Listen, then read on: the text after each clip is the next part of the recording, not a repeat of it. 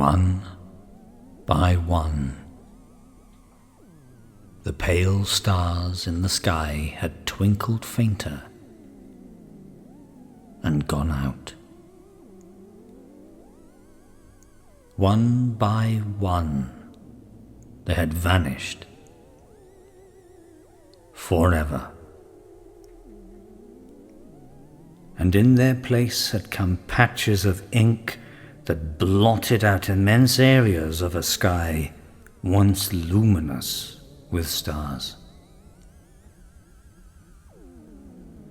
The earth had disappeared.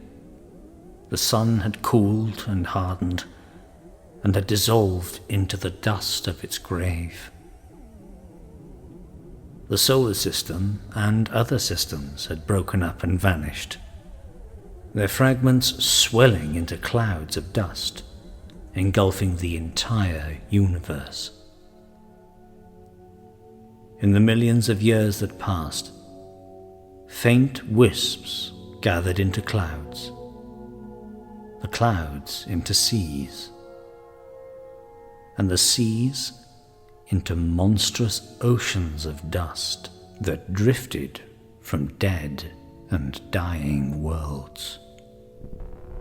The smaller planets were obliterated first, then the larger, and so in ever-ascending steps to the unchecked giants, which roared their fury and blazed their whiteness through the conquering dust and the realms of night. Never did the cosmic dust cease its relentless war on the universe. It choked the little aerolites. It swallowed the helpless satellites. It swirled around the leaping comets and clawed at the planets and sucked their very being. In solitary defeat and death, the giants of the void disappeared. Of all the stars in all the countless hosts that once spotted the heavens, there remained only Antares. Antares, immensest of the stars, alone was left. The last body of the universe, inhabited by the last race to ever have consciousness. Evolution, because of the unusual conditions on Antares, had proceeded along lines utterly different from those followed on the various bodies which had once dotted the heavens when the deep was sprinkled with stars in the bygone years. Antares was the hugest sun that had leapt from the primeval chaos. When its lonely planet cooled, it cooled far more slowly than the others. And when life once began, it was assured an existence not of thousands, not of millions, but of billions of years. That life, when it began, had passed from the simplest forms in the primeval mire to the formidable age of the land juggernauts. And so, by steps, on and on up the scale, the civilizations of other worlds had reached their apex, and their worlds were cooling and dying when the mighty civilization of Antares was merely beginning. The star had then passed through a period of warfare, until such terrific and fearful scourges of destruction were produced that in the 2 days' war, 7 billion of the 8.5 billion inhabitants were slaughtered. Those 2 days of carnage ended war for aeons. From then on, the Golden Age began. The minds of the people of Antares became bigger and bigger, their bodies proportionately smaller, until the cycle eventually was completed. Each inhabitant became an enormous brain, a sexless thing that lived for thought. The powerful minds had eliminated the need for speech. emanating thoughts like electric waves between them. Antares was a world of unbroken silence. Life was created in laboratories, and thus there were no longer any families that needed caring for. The countless hours that were saved were instead put into scientific advancements, and the star leapt into an age of progress never paralleled. This mighty race, in hopeless compassion, had watched the darkening skies. They built a great crystal dome around their world to keep out the dust and keep in the atmosphere, and under this dome, the Watchers kept their silent sentinel.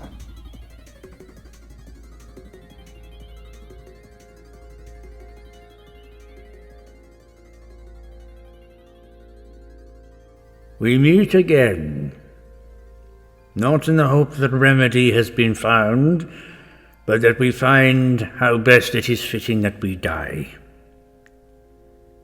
We meet not in the vain hope that we may control the dust, but in the hope that we may triumph, even as we are obliterated. Our most intelligent brains have been thinking on this one subject for untold millions of years.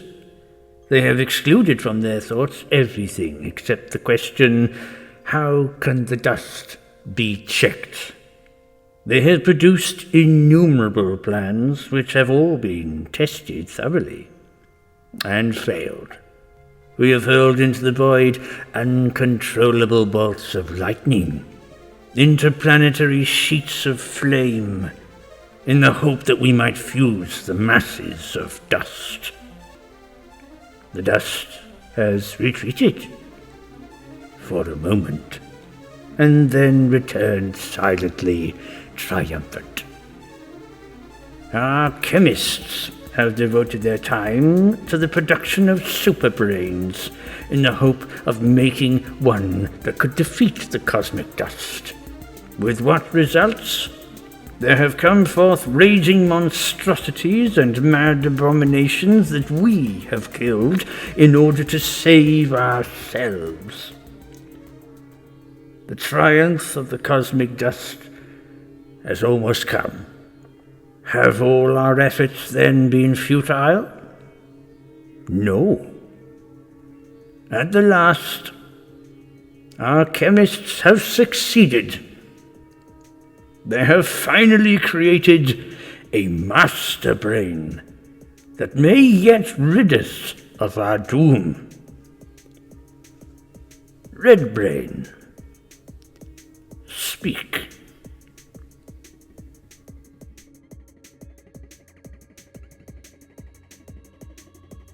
I have found an infallible plan. The Red Brain has conquered the cosmic dust. Others have failed, but he has not. Play the anthem in honor of the Red Brain, for he has triumphed. Place him at your head, for he has conquered the dust. Exalt him who has proven himself greatest of all. Worship him who is greater than Antares, greater than the cosmic dust, greater than the universe. We are not here to bow down to you, Red Brain. You are our creation. Now do our bidding. You are all inferior to me, ungrateful creatures.